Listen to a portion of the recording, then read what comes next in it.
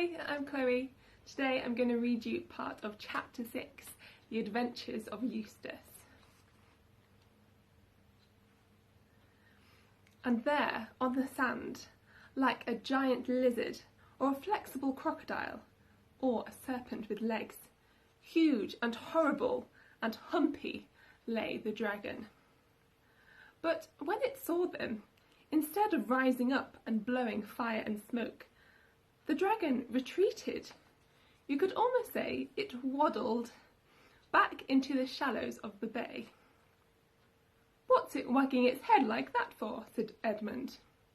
"And now it's nodding," said Caspian. "And there's something coming from its eyes," said Drinian. "Oh, can't you see?" said Lucy. "It's crying. Those are tears." "I shouldn't trust to that, ma'am," said Drinian. "That's what crocodiles do, to put you off your guard."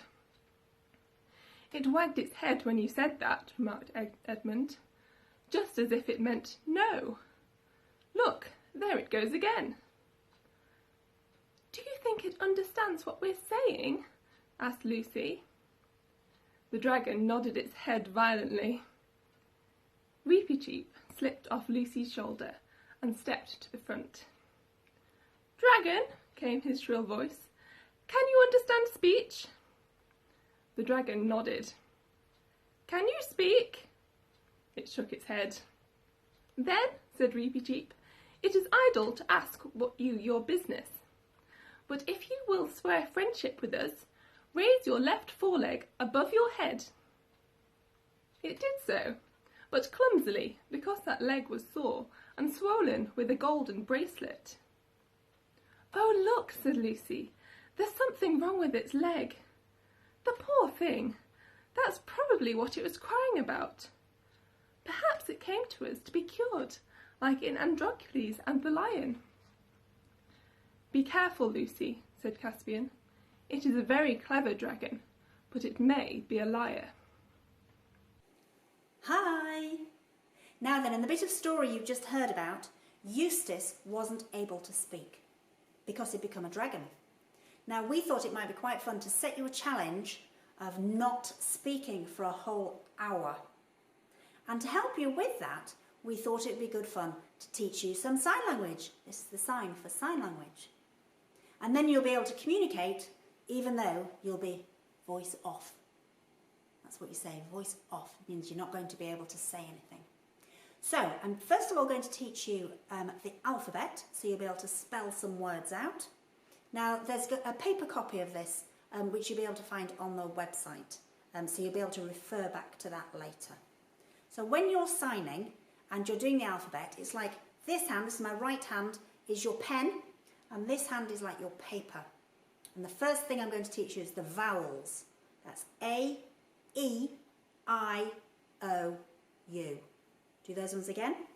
A, E, I, O, and U. So let's go through the whole alphabet. Are you ready? A, B, C, D, E, F, G, H. I like that one because it sounds like an H.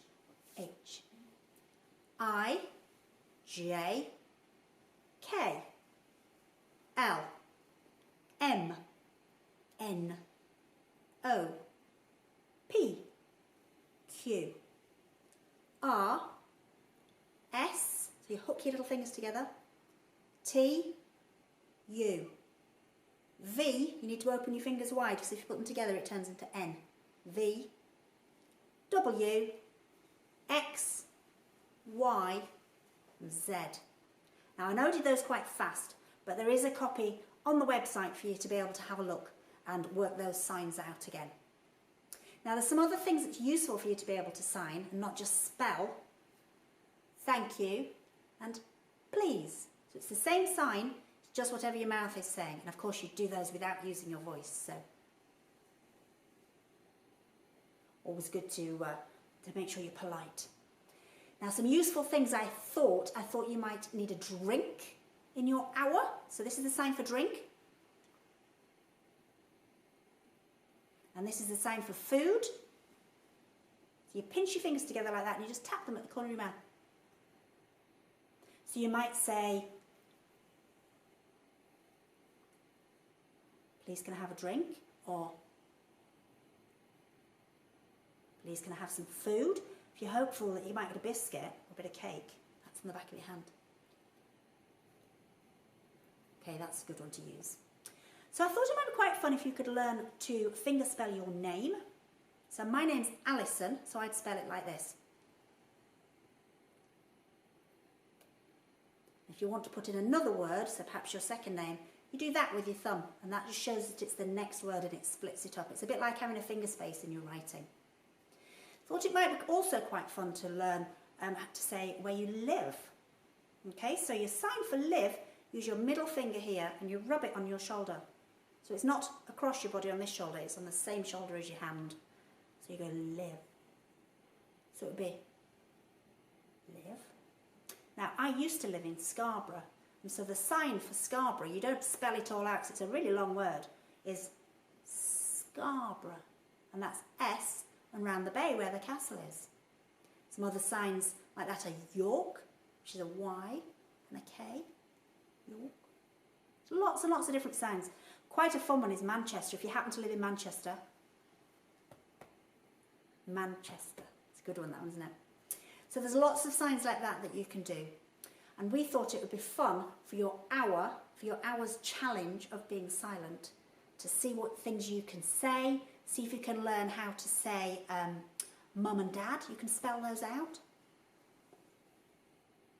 Or you can just sign. The sign for dad isn't D like you'd think it would be. It's actually F for father. Sign for brother. Brother. Sign for sister. You curl your finger. You put it on your nose. Sister. You've got to be a bit careful with that one. Sister. Because if you pull it down your nose and twist it a little bit, the sign changes and it becomes the word pig. So you've got to be really, really careful. Sister. So you've got lots of signs there for you to be able to practice. So I hope you have lots of fun doing your silent challenge. I'm going to turn my voice off now.